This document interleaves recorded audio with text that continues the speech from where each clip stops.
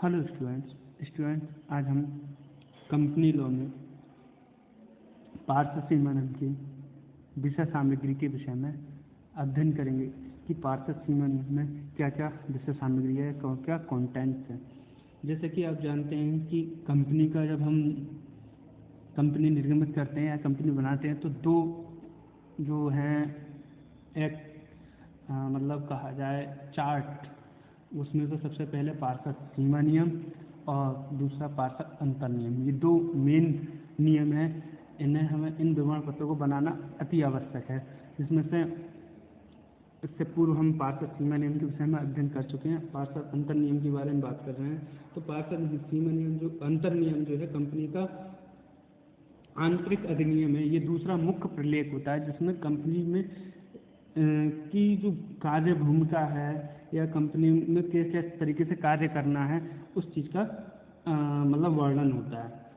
साधारण रूप से कहा जाए तो यह कंपनी का आंतरिक नियम है जो सीमा नियम का सहायक होता है, जिसमें कंपनी के मतलब आधारभूत शर्तें लिखी होती हैं कि इन शर्तों के आधार पर हम कंपनी का ग्रो करेंगे, कंपनी में कार्य करेंगे। ठीक, आज हम इनके विषय वस्तु के बारे में पढ़ेंगे। जो तालिका है, मैंने कहा कि अगर कंपनी, इसमें दो नियम होते हैं, एक पार्षद सीमा नियम और दूसरा जो होता है वो कौन सा होता है, पार्षद अंतर नियम। जो पार्षद सीमा नियम है और पार्षद अंतर नियम है, ये दोनों अपनी अपनी जगह मतलब अलग से महत्व रखते हैं।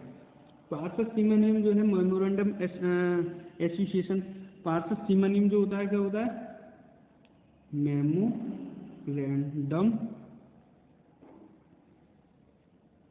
एसोसिएशन।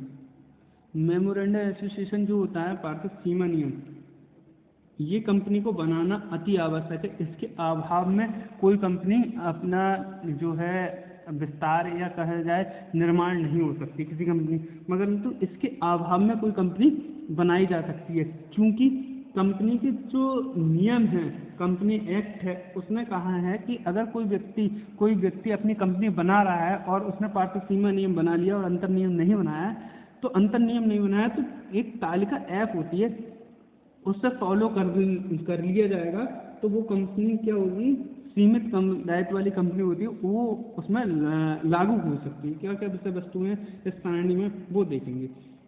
सबसे पहले इसकी जो सामग्री होगी, जो अंश हैं यानी शेयर, पूंजी का विभाजन और सदस्यों के अधिकार। जो कंपनी है उसकी क्या है, अंश शेयर की जो शेयर होंगे वो किस तरीके से विभाजन होंगे और जो सदस्य हैं कंपनी के उनके क्या क्या राइट होंगे। ठीक, इसमें लिखा होगा कि कंपनी के ये अधिकार हैं कि वह व्यक्ति कंपनी में अगर कोई ये काम कर देगा तो उसके लिए निष्कासित करने का अधिकार राम को होगा, या मान लो कंपनी में राम, श्याम, मोहन है तो राम जो सदस्य है उसका क्या अधिकार होगा, श्याम का क्या अधिकार होगा, तो ये अधिकार इसमें होगा। ठीक है, अंशों पर याचना व अंशों का आवंटन विधि।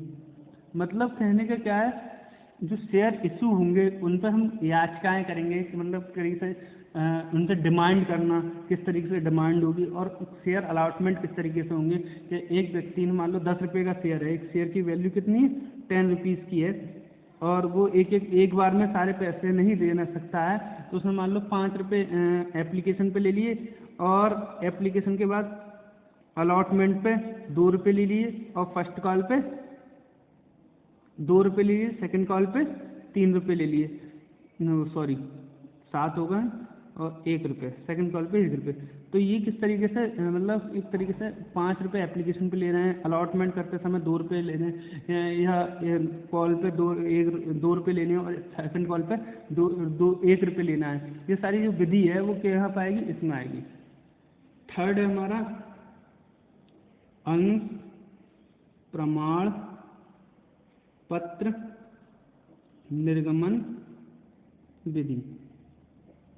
जैसे भाई जो शेयर होते हैं, हमने मान लीजिए शेयर खरीद लिए, उसके जो शेयर के बदले में कंपनी एक प्रमाण पत्र जारी करती है कि राम ने या श्याम ने या मोहन ने या दिलीप ने या सक्षम ने इतने अंशों को खरीदा, उसके संबंध में एक प्रमाण पत्र जारी करती है कि ये अंश इसने खरीद लिए हैं, तो इसे क्या कहेंगे, अंश प्रमाण पत्र निर्गमन विधि। ठीक, किस तरीके से विधि करी जाएगी।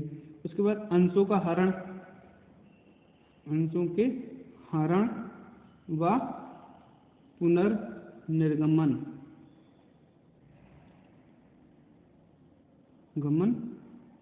की विधि। जैसे मान लीजिए किसी व्यक्ति ने शेयर खरीदे, उसने एप्लीकेशन के 5 रुपये दे दिए, ना अलॉटमेंट दिया, ना फर्स्ट कॉल दी, ना सेकंड कॉल दी, तो 5 रुपये आ गए, तो उसके नाम में शेयर इशू थोड़े ना कर देंगे। तो उन शेयरों को हरण करना, हरण मतलब उनसे छीन लेना और उनको दोबारा निर्गमित करना, किसी दूसरे व्यक्ति को बेचना। ये किस तरीके से होगा, ये जो चार्टर कहा जाए, जो आर्टिकल एसोसिएशन है उसमें लिखा होता है। ठीक है।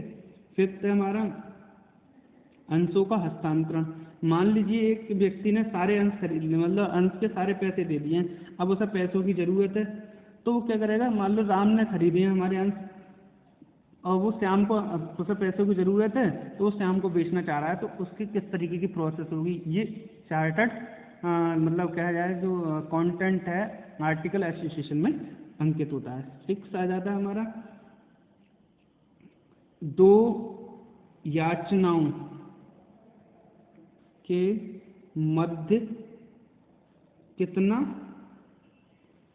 समय होना चाहिए या होगा। मतलब एक तरीके से कहा जाए, मान लो शेयर एप्लीकेशन हमने मान लो जनवरी में करा, अब अलॉटमेंट हम फरवरी में करें या मार्च में करें या अप्रैल में करें, और आज का मान लो हमने ये फरवरी में कर दी, तो मार्च में लेने हैं ये पैसे या अप्रैल में लेने हैं, कितने कम से कम कितना दिन का गैप होना चाहिए, 1 महीने का, 2 महीने का, 90 दिन का। तो ये इसमें ही अंकित होता है कि कब इन चीज़ों को पैसे मांगने हैं। 7 हमारा आ जाएगा,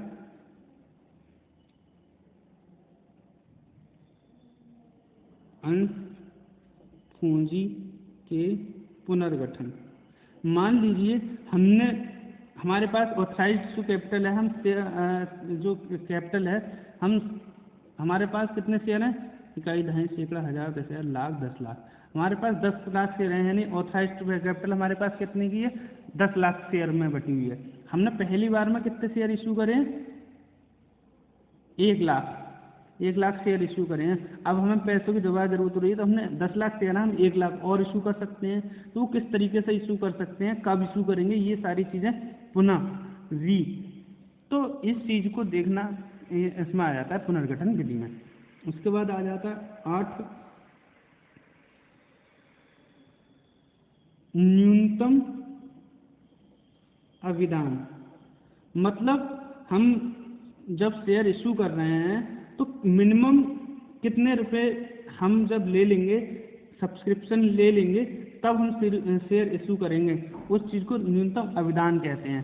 जैसे मान लीजिए हमने एप्लीकेशन में यहाँ पे कितने लगा रखे हैं, 5, तो ये हमने मान लीजिए न्यूनतम अविदान कर लिया, 5 रुपये करना है, 3 रुपये करना है, 4 रुपये करना है, ये डिसाइड करना न्यूनतम अविदान में आ जाता है। ये किस में आता है, पार्षद अंतर नियम में।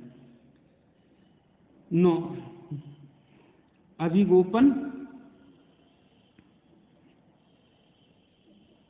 के कमीशन का भुगतान।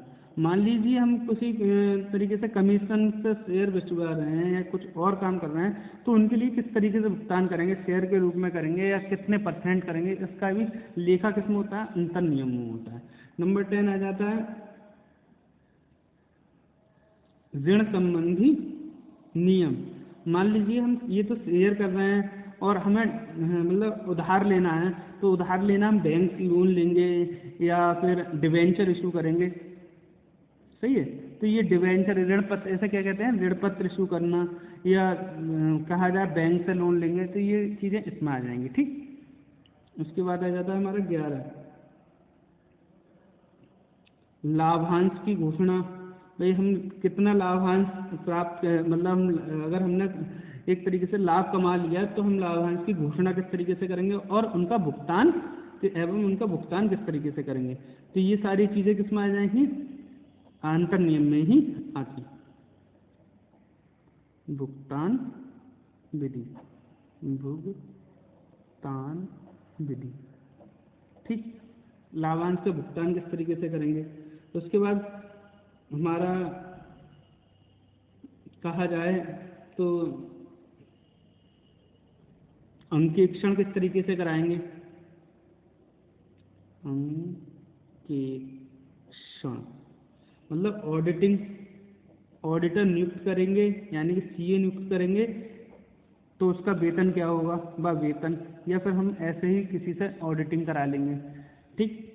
नंबर 3, सदस्यों को सूचना देने की विधि। मान लो हमें कोई काम कराना है कंपनी में, तो उसको सदस्यों की सूचना देनी है, तो वो किस तरीके से दी जाएगी। टेलीफोन द्वारा दिया जाएगा, पत्र द्वारा दी जाएगी सूचना देना, इसका जो नियम है वो इसमें आ जाएगा। ठीक। उसके बाद है लाभों का वितरण। अगर जो सदस्य होंगे उनको लाभ, ये लाभांश कैसे दिया जाए, शेयर होल्डर्स के लिए, जिनने हमारे शेयर खरीदे हैं उन्हें दिया जा रहा है। अब हम मान लो हम सदस्य देंगे, हमने जो कंपनी बनाई है, तो लाभ का वितरण किस तरीके से किया जाएगा, आपस में सदस्य किस तरीके से लाभ का बांटेंगे, तो लाभों का वितरण किस तरीके से होगा। ठीक। और उसके बाद आ जाएगा नंबर 15, प्रबंध अभिकर्ता, यानी जो प्रबंध हैं का विवरण, उनका विवरण किस तरीके से होगा। ठीक। नेक्स्ट है हमारा संचालकों की क्या योग्यता होगी। कंपनी जो संचालक होते हैं, ठीक है, संचालकों, और नंबर संचालकों का संख्या उनकी और पारिश्रमिक, संचालकों की क्या संख्या होगी व पारिश्रमिक, उनको कितना मतलब वेतन दिया जाएगा या फिर उनके पारिश्रमिक दिया जाएगा। ठीक, ये हमारे उसमें आ गए। ठीक है, थैंक यू वेरी मच।